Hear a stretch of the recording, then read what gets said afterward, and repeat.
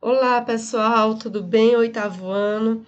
Desejo que estejam todos ótimos, cumprindo direitinho o isolamento social.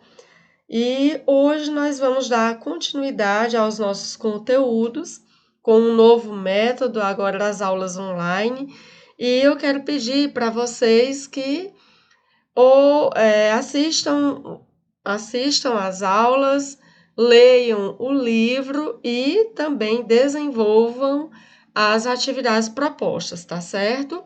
Hoje nós vamos começar o capítulo 2 do nosso livro, vocês vão encontrar ele na página 18 a 26 e vamos ver as revoluções na Inglaterra, ok?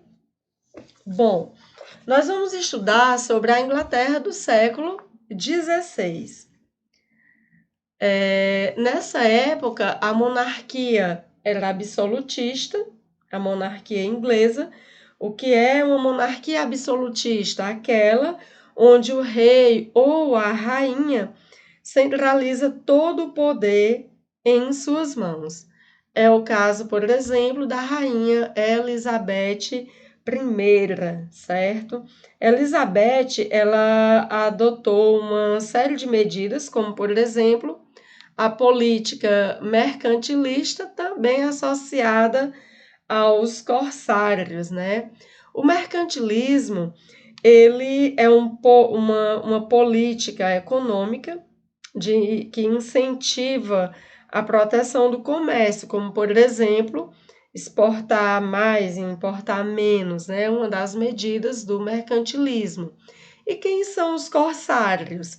Eles são piratas, com uma diferença. Os piratas, eles não têm consentimento, né, do rei nem de ninguém para praticar a pirataria, né, os roubos, enfim. Já os corsários, sim, eles tinham consentimento da realeza, certo? Bom, então, durante o reinado da Elizabeth, houve o enriquecimento da burguesia, da gentry e dos yeomen, certo? Que eram classes sociais, né, elevadas naquele período. E elas foram essas duas classes sociais que fizeram com que o cercamento acontecesse. O que foi esse cercamento? Antes, pessoal, nesse período, os camponeses eles faziam uso de terras comuns para de lá tirar o seu próprio sustento, né? Eles dependiam dessas terras. Então, o que essa burguesia fez? Eles cercaram essas terras para a criação de ovelha. Então, o cercamento consiste justamente nisso, né? Na substituição da agricultura pela criação de ovelhas, ok? E qual foi o destino desses camponeses? Bom, eles saíram dos campos porque foram expulsos de lá e ou ficavam vagando pelas estradas ou dirigiam-se para as cidades, como Londres, por exemplo. Lá, gente, eles faziam os mais diversos tipos de trabalho, né? E por salários baixíssimos. Era quase que um regime de escravidão, né? A diferença é que, apesar dos pesares, eles recebiam um pequeno salário. Bom, após a morte de Elizabeth, porque assim, enquanto ela reinou, a Inglaterra esteve assim no seu auge, né? E quando Elizabeth morreu, começou um desconforto, uma briga entre a monarquia e o parlamento, certo? O sucessor de Elizabeth foi Jaime I. Jaime I, ele era primo de Elizabeth, certo? E rei da Escócia. Então foi ele que assumiu o trono da Inglaterra após a morte da Rainha Elizabeth. Durante o seu reinado, houve muitos conflitos religiosos e também sociais, né? Os puritanos de um lado, os anglicanos de outro. E quem eram esses puritanos? Certo? Os puritanos eram seguidores da religião calvinista, certo? Que eram quem fazia parte desse grupo, os burgueses, a burguesia e a gentry. Já os anglicanos, quem eram anglicanos? Os reis e também a alta nobreza. Então veja que aqui vai ter um conflito não só social, mas também religioso. Ainda no governo de Jaime I, desculpem, no reinado de Jaime I, vai haver também o parlamento, ele vai ser dividido, né, em Câmara dos Lordes e Câmara dos Comuns. A Câmara dos Lordes estava composta por representantes da alta nobreza, já a Câmara dos Comuns por representantes da burguesia e também da gentry. Bom, então, sendo Jaime I rei e da religião anglicana, ele impôs o anglicanismo a todos os seus súditos. E, com isso, criou-se um mal-estar com o parlamento. Além dessa imposição religiosa, ele também criou novos impostos e aumentou os impostos já existentes, ok? Então, o governo dele, o reinado dele foi marcado assim por muitos conflitos. E é lógico que, diante de tantas imposições, o parlamento foi contra as medidas de Jaime I, né? E com isso, já que ele era um rei absolutista, né? Centralizava o poder, ele fechou o parlamento. Bom, quando ele morreu, né, o seu sucessor foi Jaime I. Jaime I, ele também deu continuidade à política absolutista do seu pai, certo? E com isso também, além dessa política absolutista, assim, ele criou novos impostos, ele vendia cargos públicos, sabe? Concedeu monopólios à burguesa, enfim, todas essas medidas, na verdade, são medidas absolutistas. Então, é lógico que o parlamento, mais uma vez, iria se opor. E assim o parlamento fez, né? Se opôs às medidas de Carlos I.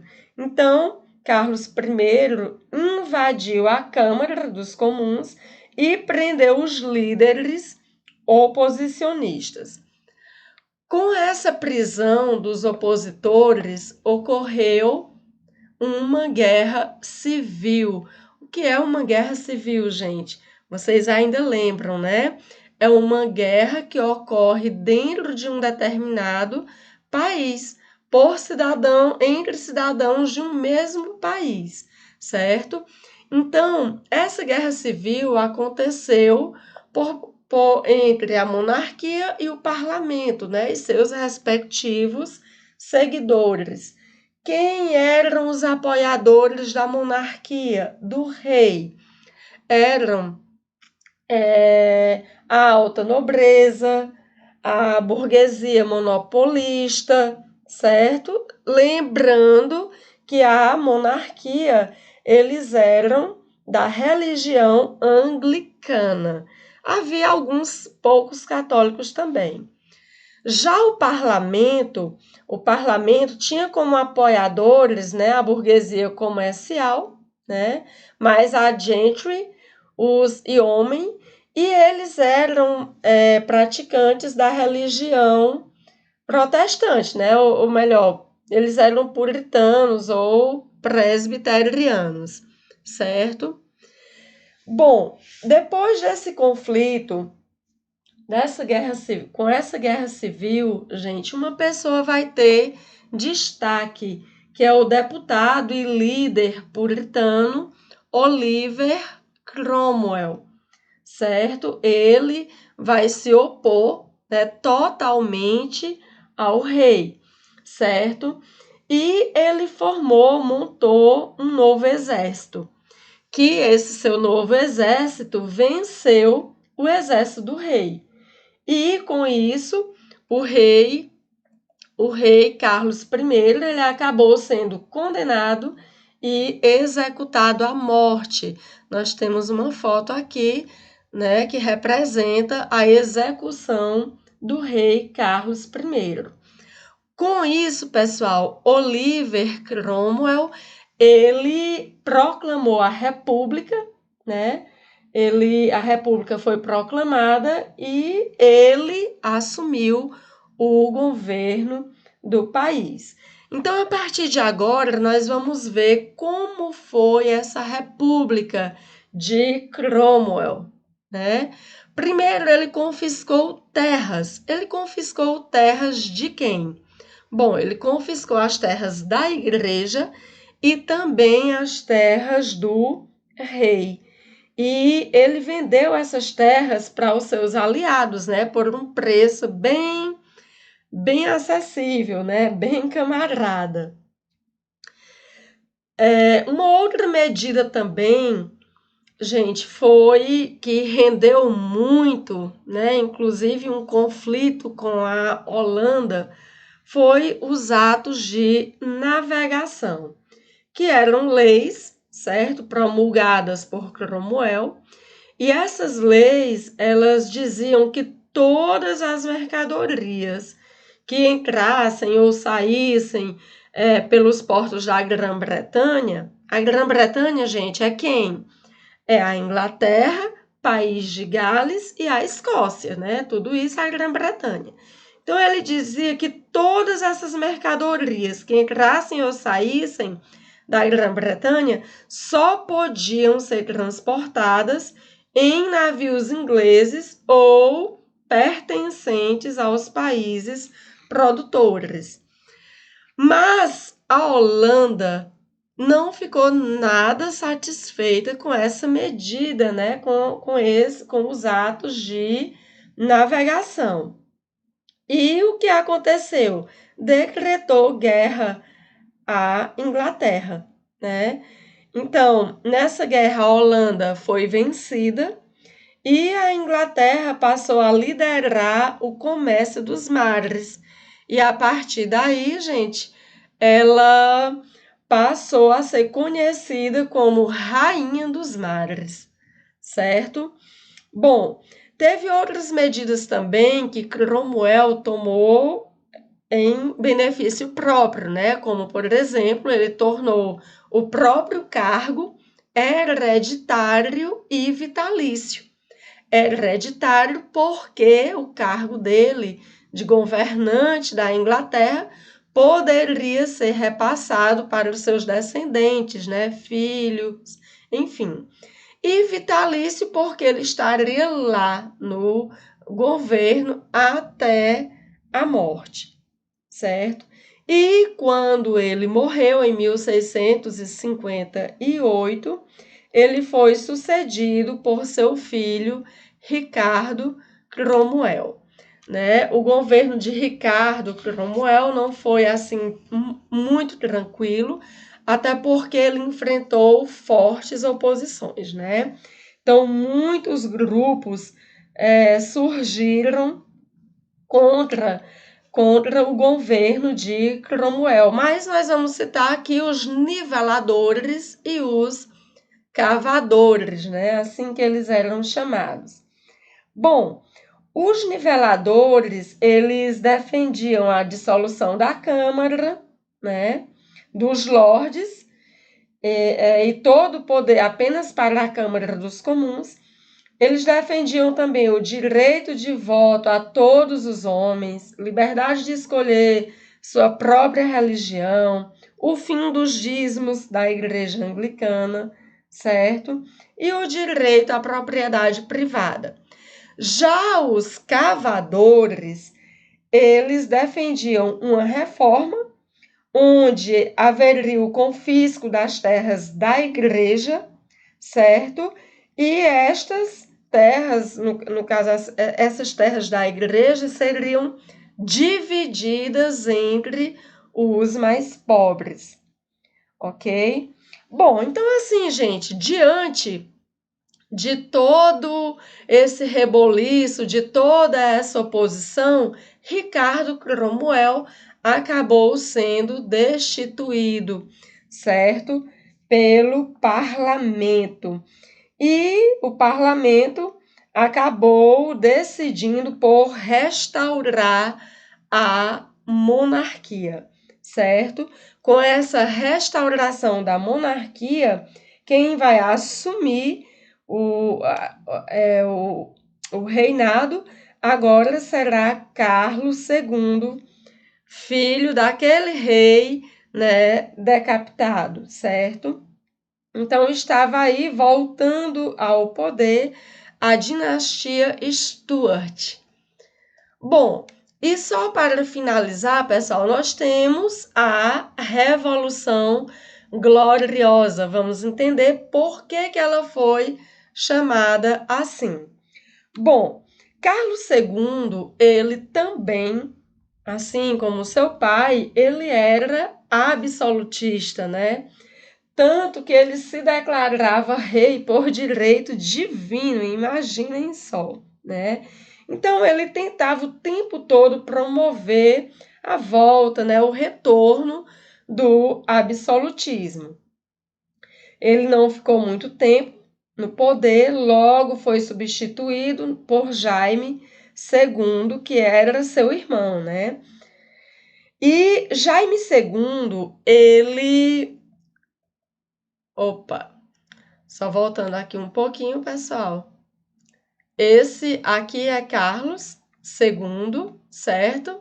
E esse próximo, esse aí que apareceu por último, é Jaime II.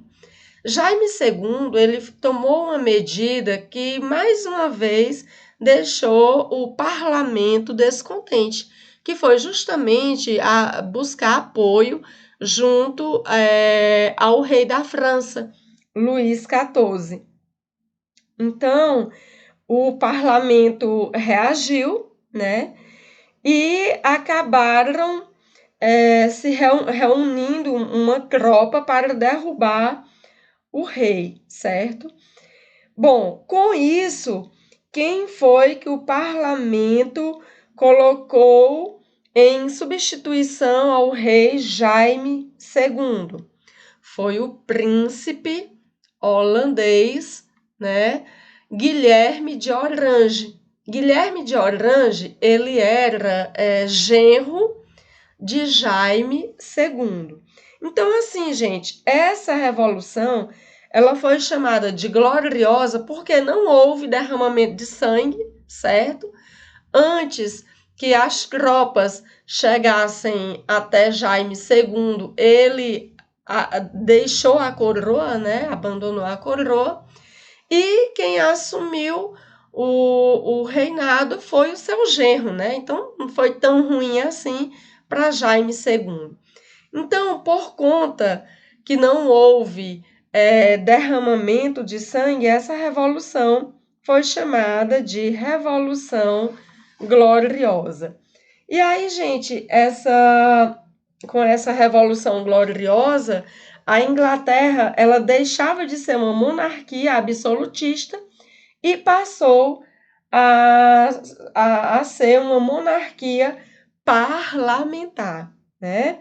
Ou seja, os ingleses deixaram de ser apenas súditos do rei e passaram a ser cidadãos, né? Com direitos e deveres, né?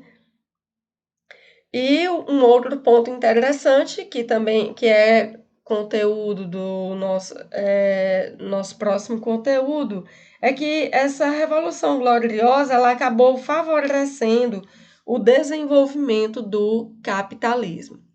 Bom, gente, estamos encerrando esse conteúdo. Eu espero que vocês complementem com a leitura do livro e façam a atividade da página 27 e 28, ok? Na próxima, a gente corrige essa atividade. Então, um abraço e até a próxima aula.